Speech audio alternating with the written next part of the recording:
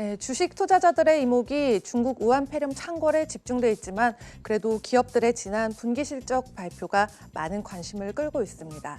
유가의 지속적인 하락에도 불구하고 예상을 뛰어넘는 ISM 제조업 지수에 힘을 입어서요. 나이키나 코스메틱 전문 체인인 울타뷰티 그리고 테슬라의 상승에 주가가 상승세를 그리고 있는데요. 이번 주 S&P 500 지수에 포함된 기업들 가운데 약 100개 기업들이 실적을 발표하면서 이번 어닝 시즌의 절반의 고비를 넘을 예정입니다. 그래서 오늘은 이러한 실적 발표에 투자자들이 주목하는 주식 3가지를 소개해드리도록 하겠습니다. 첫 번째는 구글의 모회사인 알파벳인데요. 알파벳은 주당 12.51달러의 순이익과 469억 9.1억 달러의 매출을 예상을 하고 있는데요.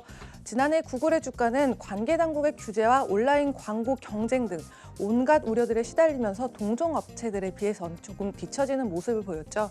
그런데 지난 12개월 사이에 27% 상승했던 주가가 다시 월요일 3% 이상 상승을 하면서 1,476달러에 마감을 했습니다.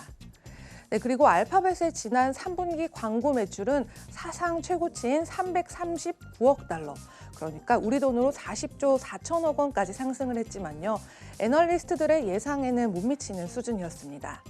회사 측에서는 향후 성장에 필수적이라고 판단한 클라우드 컴퓨팅 사업 투자 증가가 영향을 줬다고 하는데요. 또 캘리포니아 마운틴뷰에 위치한 알파벳의 이러한 투자자들에게는 경쟁 외에도 또 문제가 남아있는데 바로 당국의 여러 규제기관들이 반독점법 위반에 대한 조사에 착수한 것이겠죠. 하지만 알파벳은 여전히 해당 섹터에서 아마존과 마이크로소프트의 뒤를 이어서 다행히 3위의 자리를 유지하고 있고요. 다행히 월요일 장은 상승세를 보이며 마감을 했습니다. 네, 다음은 올해 내내 난관을 겪었던 월트 디즈니 컴퍼니인데요. 디즈니는 2월 4일 화요일 폐장 뒤에 2020년 1분기 실적 발표를 기다리고 있습니다. 시장은 주당 1.46달러의 순이익과 208억 달러의 상당의 매출을 예상을 하고 있는데요. 월요일 장은 2% 가까이 상승한 140.82달러에 마감을 했습니다. 디즈니 플러스는 지난 11월 스트리밍 서비스 시장의 선두주자인 넷플릭스와의 직접적인 도전장을 던지면서 출시를 했는데요. 애널리스트들은 디즈니 플러스에 대한 투자 증가로 매출이 조금 타격을 입었을지도 모른다는 의견을 제시하고 있는 상황이죠. 화요일 발표에서는 코로나 바이러스로 인한 중국 내 테마파크 운영이 중단되는 정도가 어느 정도의 영향을 줬을지, 또 그리고 디즈니 플러스 서비스 구독자 수가 특히 많은 관심을 받을 것으로 보고 있습니다. 다음 소식은 강한 실적 모멘텀과 또 꾸준히 인상 중인 2.82%의 배당금, 그리고 자사주 매입으로 가치가 높은 헬스케어주죠. 바로 머크앤컴퍼니 소식입니다.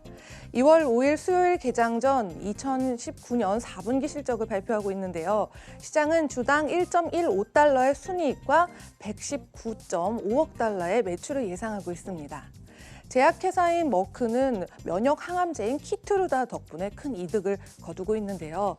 지난 10월 3분기 실적 발표 당시 머크는 이 키투르다가 애널리스트의 예상을 크게 뛰어넘는 성공을 거뒀다면서 연간 매출과 수익 전망을 연속 3번째로 상향을 했습니다. 그래서 월요일 시장에서 종가는요. 86.95달러로 1% 이상 하락이 또 있었지만 그래도 이는 지난 5년 사이에 40% 이상 상승한 수준이고요. 86.95달러로 상승하면서 마감을 했습니다.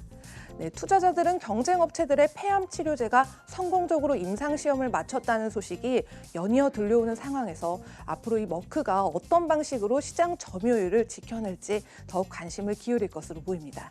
지금까지 인베스팅닷컴에서 전하는 글로벌 특징주 펄스였습니다.